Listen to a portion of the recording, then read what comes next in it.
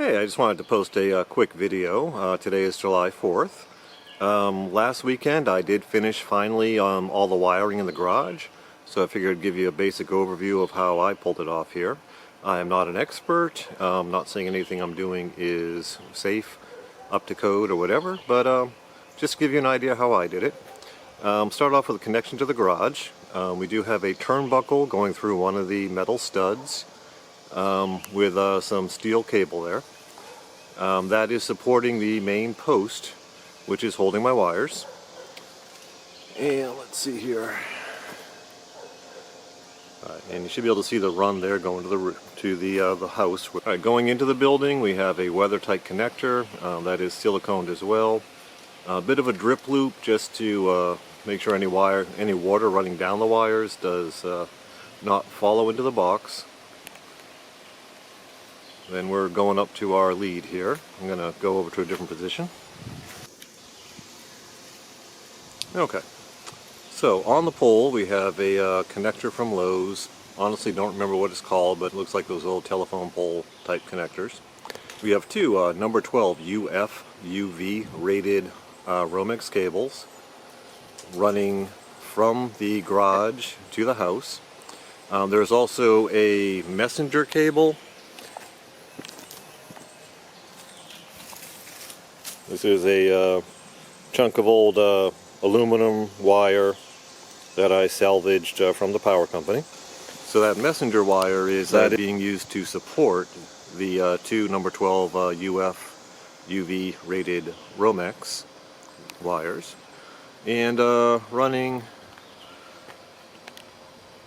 pretty neatly over to the house. Have them zip tied and electrical taped about every 5 or 6 feet. Using a ladder to do that on this hillside was a bit tricky, but we got it done. Alright, and that wire is running over to 3 wall mount connectors, one for the messenger wire and one for each of the Romex cables put into the side of the house. Probably could have used one, but my house isn't that solid, so figured spread it out over 3 points there.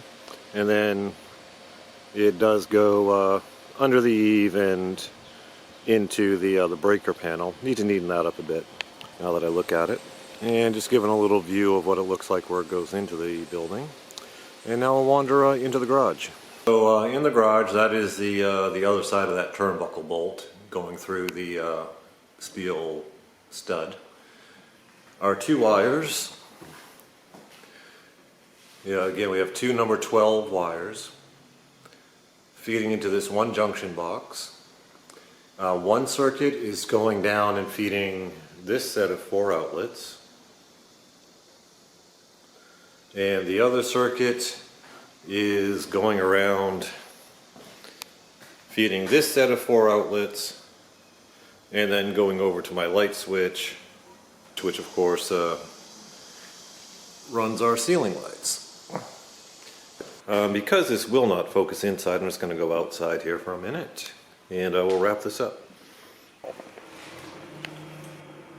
Alright, so as far as code goes, all the wiring that's under 8 feet above floor level is required to be shielded in some manner. All the wiring for the ceiling lights is fine because it's way up there. All the wiring going from that junction box to the outlet is fine until where it goes down below 8 feet. You probably saw the wire between the junction box and the switch. I wasn't going to waste the wire going up and down, so I am going to have some type of shielding there.